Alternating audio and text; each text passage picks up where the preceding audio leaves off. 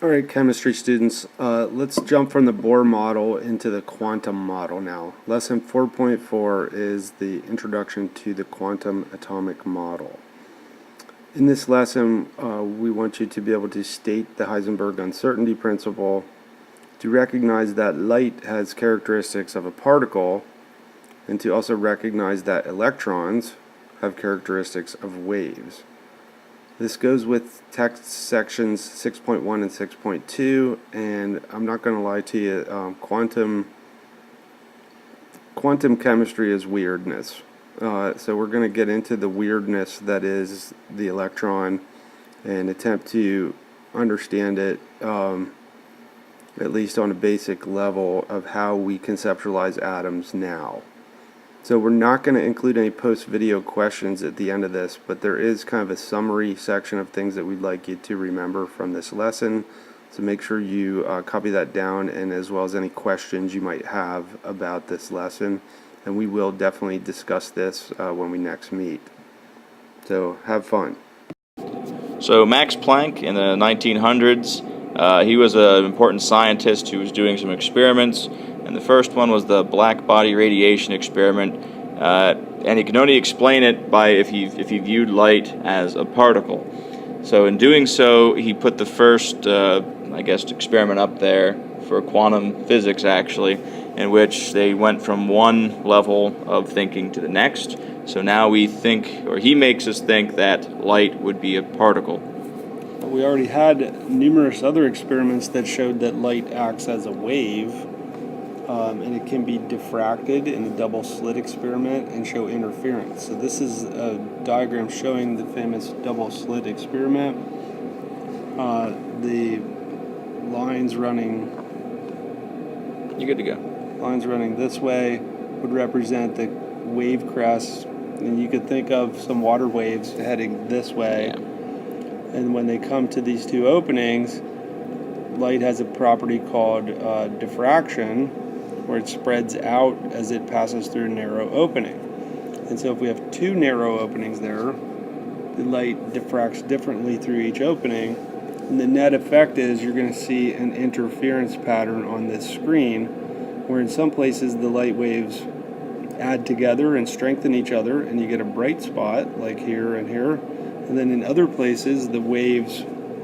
The crest of one wave meets the trough of another one. They kind of cancel each other out. That's these dark spots. Yeah. This is called interference. So you have constructive interference and destructive interference. Right. So the constructive gives you those nice white or bright spots, and the destructive interference gives you the dark spots, the spots where there's no more light. So this was verified in many experiments. Mr. Hunter and I will demonstrate this for you. Light totally does this when it goes through two narrowly placed slits, and which is pretty powerful evidence that it acts like a wave. Yeah, so this was the evidence they had before the black body radiation, and with the black body radiation, it made scientists stop and think and wonder how it can have both a property like a wave and a property like a particle, which made light to be viewed as both. You have to think of it as both at the same time. So basically we stop trying to fight about whether it's a wave or a particle, and we just say it's got aspects of both. It has what's called wave-particle duality. It is both a wave and a particle at the same time, depending on what experiment you're running. Yeah, and if you're wondering what you should write down based on this picture right here, I think the biggest point would be kind of this interference pattern in the back. If you want to try to do the art of the interference there, that'd be great, but you should definitely know what this looks like right here. I'm pretty sure that comes up on some of our like on the study tests island or the study islands. Yeah, absolutely. So the next major kind of advancement in how we think about matter and light came from a French scientist, Louis de Broglie, in 1924. And he was kind of thinking about electrons. And he thought, well, if we can think of light as both a wave and a particle, maybe we need to start to think of particles like electrons as having a wave-like nature. You know, if light, which is we thought was a wave, really acts like a particle, maybe particles like electrons act like waves. And so this hypothesis actually allowed him to kind of go into the Bohr model and explain really nicely the reason why hydrogen atoms have these energy levels in the place they do, because those are the places where, when he set up to solve for the electron's wave function, the wave function is a perfect standing wave there. Yeah. And if you think of a standing wave, if you shake a jump rope against a tree. Up against a tree, and you get it so that the waves are a perfect standing wave where they're going forward and backward at the same. There's these nodes that don't go up and down, and then the other parts oscillate.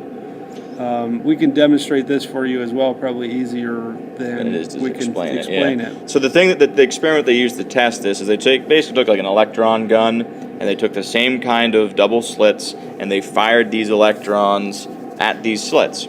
And what they noticed over a period of time, they started to get an interference pattern to build up, as you can see drawn off to the right there.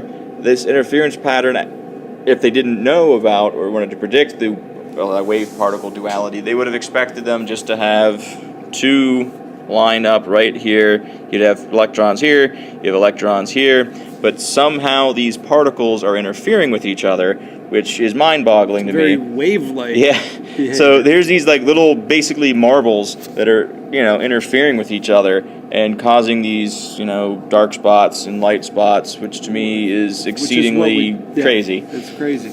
But that's quantum chemistry, it's quantum physics. The quantum world is extremely odd, and we're going to watch Dr. Quantum in class, and he'll give us a pretty nice view on this as well. So now we have the ability to look at things that we previously thought were just particles made of matter as having a wave aspect to them.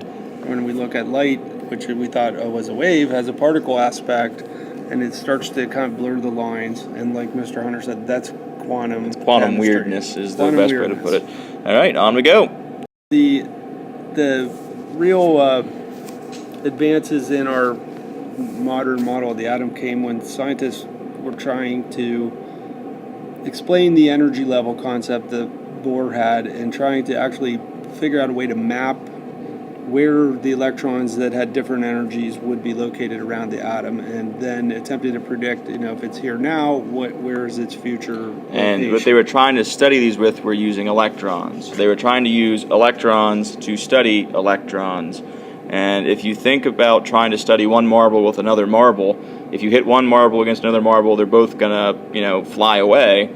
So this is the same problem they were having with their electron studies. Every time they bombarded at something with an electron, one electron was knocking the other electron away, and this led so Heisenberg. You might find out where it was, but now you've knocked it off course. Yeah, so you don't know. You know where it was at, but you have no idea how fast it was going, or vice versa. So Heisenberg, if you watch Breaking Bad, yes, Heisenberg, came up with the Heisenberg uncertainty principle, in which he said that the position, and it's not velocity, it's actually momentum, are something known as a conjugate pair. So the more you know about the one, the less you know about the other. So if I know the exact position of this thing, of this electron, I have no idea what its momentum is. Its course is. Or if I know the exact momentum of the electron, I have no idea where its position is. So these are known as conjugate pairs, and they come up quite a few times. It also has one with energy and time, and I think there's another one which I forget off the top of my head. But these pairs are things that are basically restrictive because of our measuring technique. But in terms of trying to map the location of where these electrons would be, what Heisenberg's basically telling us is we cannot predict the exact position of an electron around an atom and know how fast it's going at the same time. But here's a little cartoon for you that illustrates that. So the couch potato, lazy, no good electron husband, how can you possibly know where I am at and how fast I'm going at the same time? That was his response to the wife saying, I'm leaving you. You are at a dead-end job and going nowhere fast. So position and he's saying speed. You can't know where I'm at and how fast I'm going at the same time. Yeah. So that illustrates well the Heisenberg uncertainty principle. And for those of you who are Futurama geeks like myself, there was an episode in which there was horse races going on, and the horse is finished, and what as they say is a quantum finish. And in the background, you hear the professor screaming, "That's no fair, you change the outcome by measuring it." That is completely a quantum phenomenon. If you measure something in quantum chemistry or quantum physics, you do change it because you're modifying it. So I was the only person in the room who laughed, but hey, made me feel like a geek. All right, on to the next.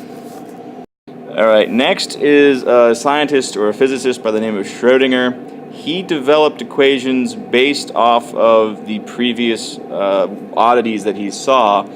And what his equation allowed us to do is to predict statistically, using energy, where these electrons should be found. So here's the best part about this slide. This big equation down here is something I had to calculate in grad school. It's a pain in the butt. The good news is you don't need to understand the equation and how to calculate it to understand the ramifications of the equation. Basically, it's allowing us to discover the energy or discover the position or discover whatever we want, and it all depends on this part up here. These are known as, I believe, operators, and whatever operator we choose will cause a different outcome to occur, and you can use this very powerfully for a lot of things, but the biggest thing we need to know about this equation here is it allows us to predict statistically what the wave functions look like, where the electron should statistically be found, or the area it should be found in. The likely area around the atom Yes. to find an electron with a particular amount of energy. So it's this equation here that leads us to our next atomic model. But the good news is we're not talking about that atomic model in this lesson. It'll be the next. So and the really good news for you guys is you don't ever actually have well, to look to at do this again in this course. To do these, you have to do derivatives and all kinds of crazy math, which makes your head want to pop. Because this number right here, that little psi is what it's called, is actually another equation, which is crazy because you're taking this equation and you're multiplying it by these two variables, and then you're multiplying it by this and adding it to this equation, which is also a variable. It's mind-boggling. But anyway, notice one's position, one's energy. This gives us the position and the momentum. So that's all that matters. It's proving to us, as we know one, we can't know the other as much. So that's all we need to get out of this slide for now. Okay. So the question you should ask yourself is, there might not have been a lot of writing for you to do on these slides, but there are three very important things that Mr. Ferguson and I feel that you need to know. And the first one is the fact that light has both a wave and a particle nature to it, known as the de Broglie, or the duality. Thank you. And the second one, of course, is that electrons also have a wave and a particle nature. And actually, the quantum physicists would tell us that everything that's made of matter. Yes, technically we have a wave nature, but since we're so massive compared to an electron, our wavelength is extremely huge. Yeah. And then lastly, we should also know that the modern models of the atom don't attempt to have both the location and the momentum of the electron, because they can't do it. We will show you a cool little, video at some point showing how these electrons move about.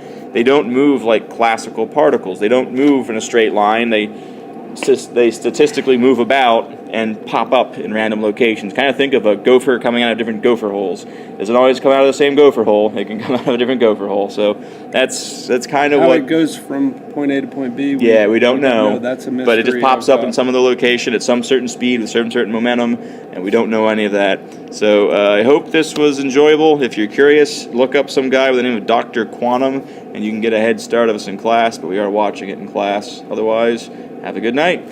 See ya.